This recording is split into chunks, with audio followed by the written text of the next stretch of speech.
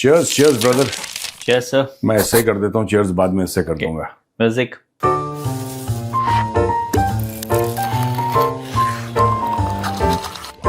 Cheers. Sir आपने धुरंधर film देखी है? मैंने पार्ट 1 देखी है यार। ओके, पार्ट 2 भी देखिएगा, बहुत अच्छी है। हाँ, लेकिन धुरंधर को काउंटर करते हुए एक पाकिस्तान में फिल्म बनी मेरी लियारी, ठीक है? मेरी लियारी। लियारी, ठीक है। 8 मई को ये थिएटर में आई और 8 मई को ये चली गई।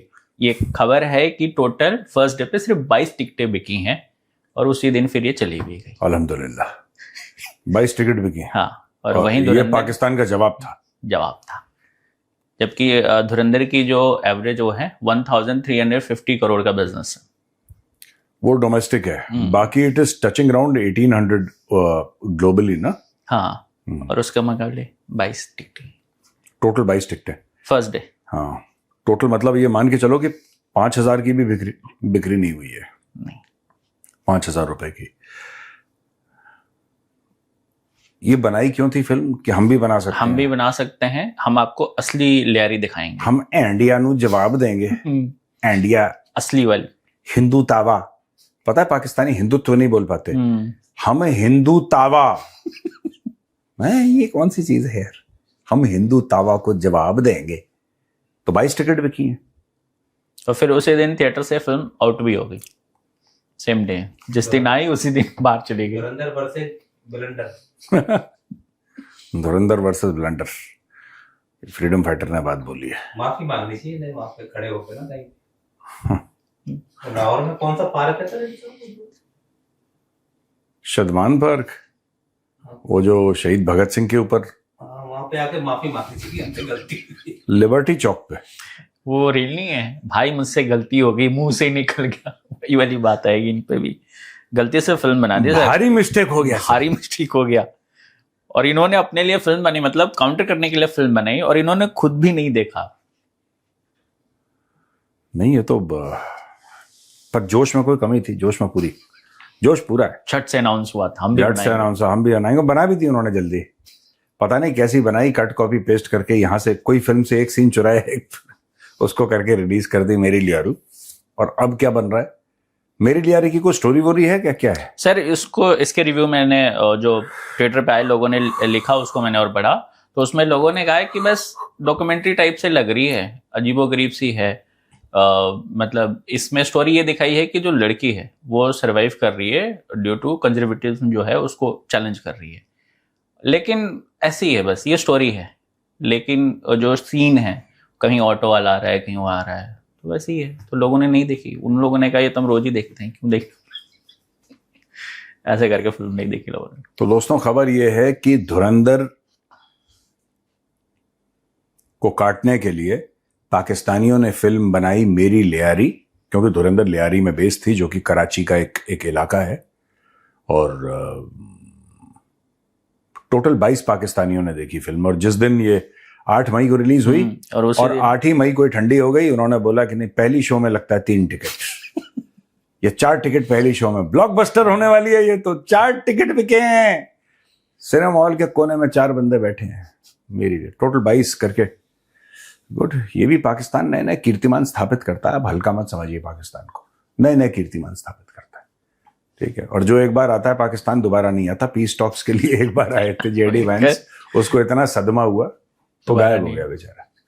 चलो ठीक है, all the best Pakistan. Sir और फिर पाकिस्तानी पता क्या बोलते हैं?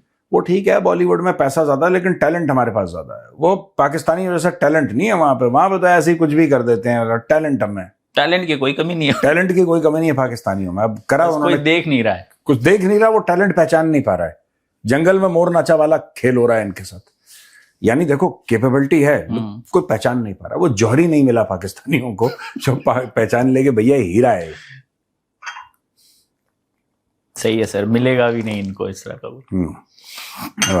सर ख्वाजा आसिफ ने नेशनल असेंबली में कहा कि इनको कोई प्रोग्राम था मरका हक, it was against us, India के खिलाफ था। तो उसमें इन्होंने लोगों को इनवाइट किया, तो लोग ने उसमें गए नहीं, ठीक है।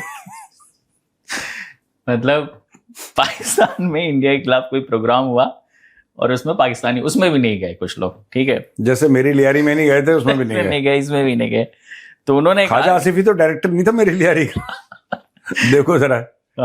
तो उन्होंने कहा कि जो बात कही वो महत्वपूर्ण है। उन्होंने कहा कि if a war against terrorism is to be fought then it is a Punjabis war, this is our war.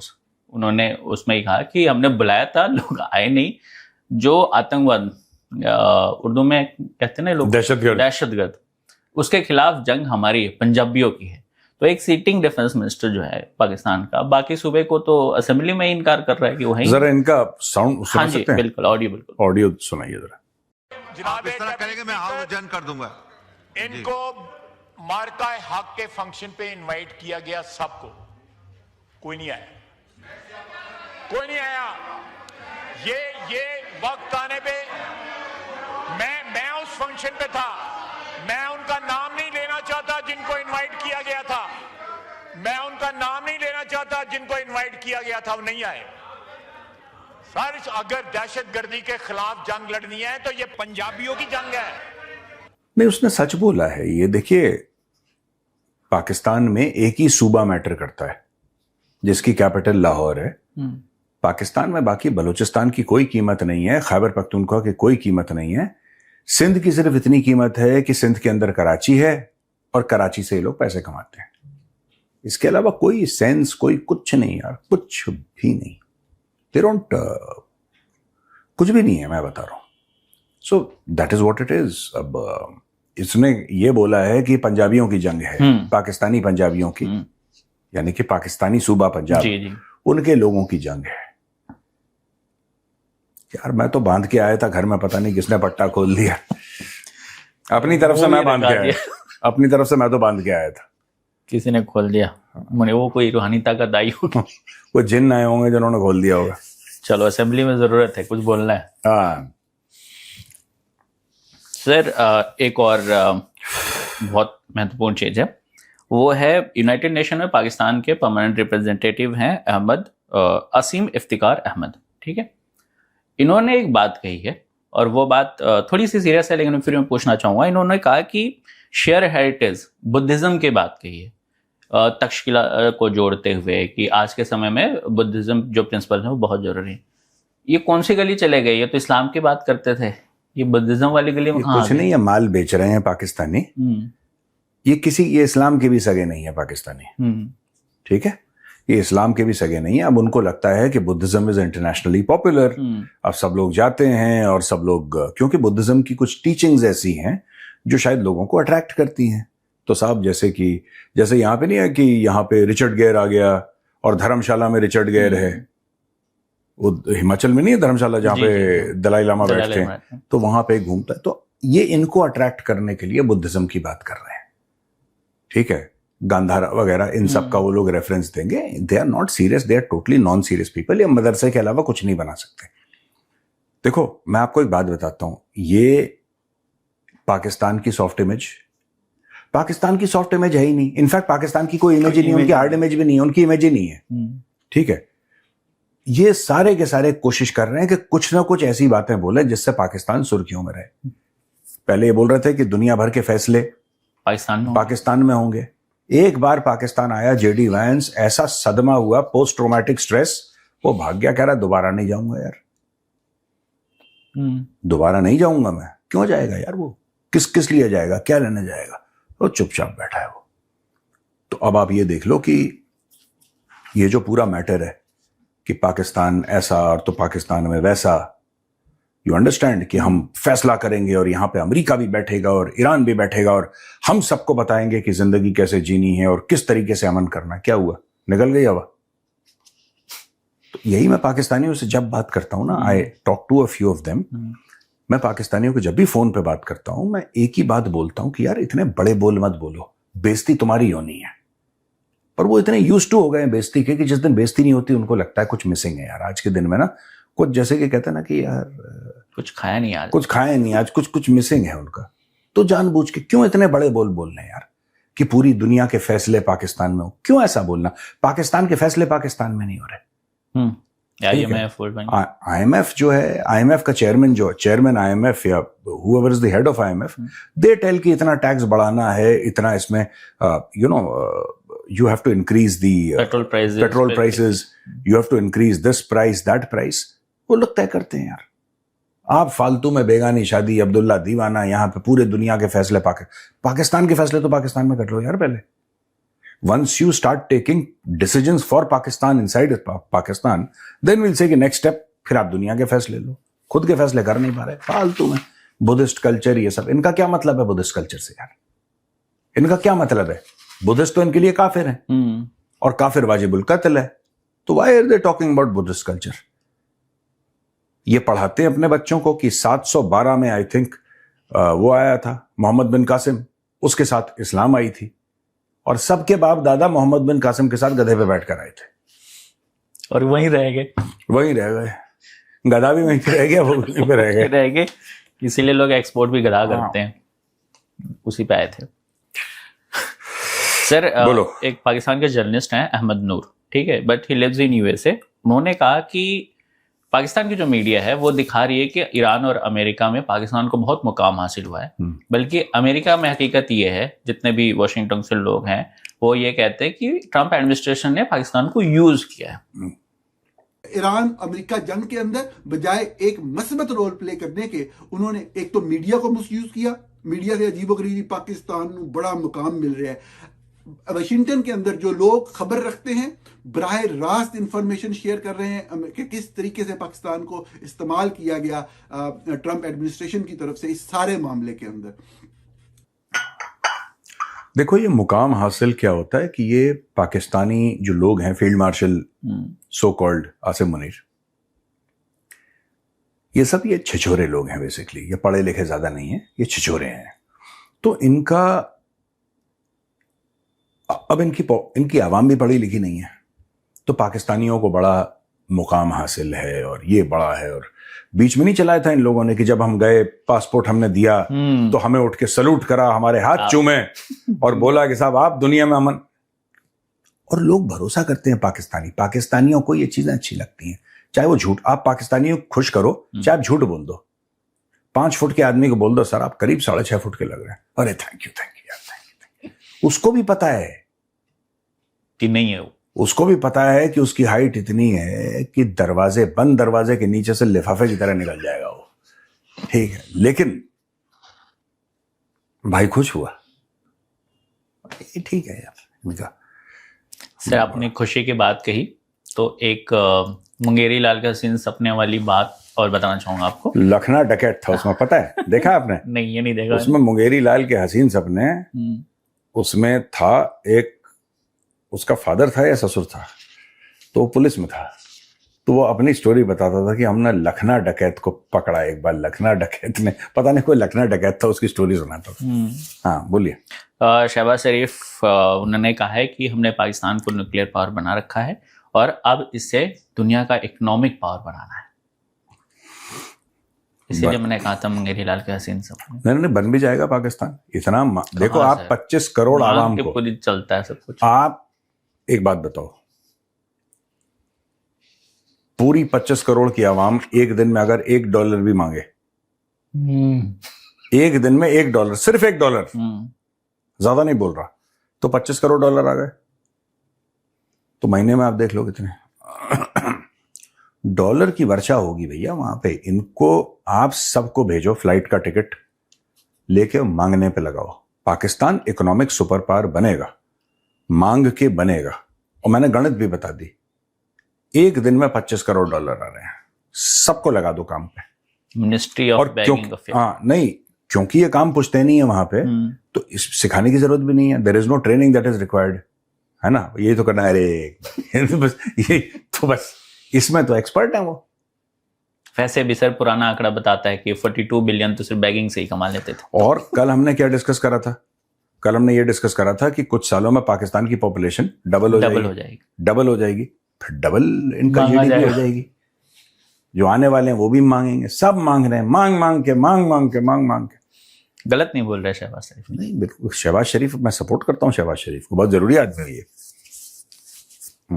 Sir Pakistan जो है ग्वाडर पोर्ट को, वहाँ के इकोनॉमिक जोन को एज अ इकोनॉमिक हब की तरह दुनिया भर में प्रेजेंट करता है. लेकिन अभी वहाँ एक घटना हुई है हाँ। ग्वादर यूनिवर्सिटी के वीसी साहब और 3 और स्टाफ को किडनैप कर लिया गया। गवादर के? यस, वो ग्वादर से क्वार्टर जा रहे थे, बीच में किडनैप कर लिया गया। किसने कर लिया किडनैप? किसने किया इसका भी क्लेम नहीं आया है, बट किडनैप हो गया है। तो जिस लोकेशन को, जिस पोर्ट को, जिस एनवायरनमेंट को ये दुनिया भर में भेजते हैं, हाँ। वहां की हकीकत ये है कि यूनिवर्सिटी के वीसी साहब भी किडनैप हो जा रहे हैं। और ये कह रहे हैं बिल्कुल सेफ है पाकिस्तान। सेफ है। यूनिवर्सिटी के वीसी को इसने किसी बलोच को गंदे नंबर दिए होंगे, उसने बोला तू आ पहले, तेरी खोपचे में आ जाए। खोपचे में आ जा, तेरे को मैं सेट करता हूं। अब आई डोंट नो यार, ये क्या, ये बड़ा इकोनॉमिक हब और ये सब। देखिए, मैं पाकिस्तानियों को यही अक्सर कहता हूं कि किराए की तलवार से ना जंग नहीं लड़ी जाती। ये जो खैरात में तलवार दी हुई होती है उससे जंग नहीं लड़ी जाती। ये खैरात की तलवार से लड़ना चाहते हैं। ये इनका एक सिस्टम बन चुका है पाकिस्तानियों का। और यार मैं साफ सीधी एक बात बताऊं जी, किसी तरीके से कुछ झूठ से ये पूरा पाकिस्तान का स्ट्रक्चर जुड़ा हुआ है, चिपका हुआ है। कुछ झूठ है, आप वो स्ट्रक्चर हटा देंगे ना, कुछ नहीं है उधर। There is no IQ, there is no talent, there is no culture, there is no civilisation, there is nothing in Pakistan. ये अगर वहां पे लोग नहीं होते, पाकिस्तान में इंसान नहीं होते, तो इसको कोई रेगिस्तान बोलता, उसको रेगिस्तान बोलता, क्योंकि वहां पे रेगिस्तान में जैसे कुछ नहीं होता है, वहां पे भी कुछ नहीं है। There is nothing, production is zero. ये लोग बस अपना बाहर से, मैं बार बार यही कहता हूं पाकिस्तानियों से कि पूछो, अब कल भी अनाउंस हुआ कि पाकिस्तान को $1.2 बिलियन मिले।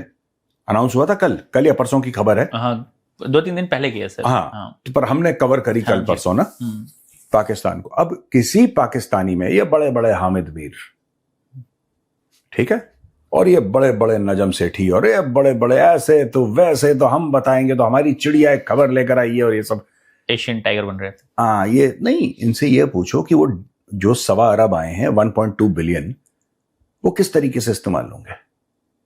ये बेसिक सवाल पाकिस्तान में कोई नहीं पूछता, क्योंकि ये जितने भी पत्रकार हैं, जितने भी जर्नलिस्ट हैं पाकिस्तान में, they are beneficiaries of that system. उनको पैसे मिलते हैं।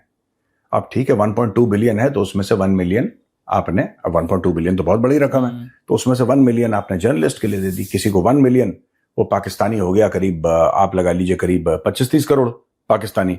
तो किसी के पास 1 करोड़ का लिफाफा, किसी के पास 2 करोड़ का लिफाफा, किसी के पास 50 रुपए का लिफाफा, 50 लाख का लिफाफा, किसी के पास 10, जिसकी जितनी औकात उसमें से बांट दिया।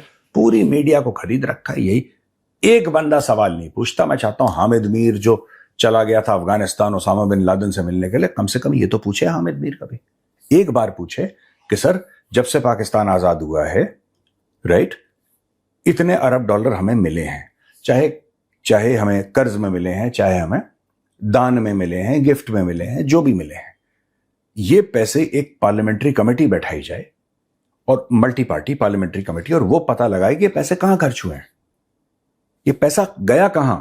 क्योंकि फाइनली देखो, एटलीस्ट ऑन पेपर आवाम को वापस तो देना है, ऑन पेपर, चाहे उनकी नीयत ना हो देने की, क्योंकि पाकिस्तान में तो अंधा कुआं घुस गया तो वापस नहीं निकलता, लेकिन एटलीस्ट ऑन पेपर आपको वापस तो देना है।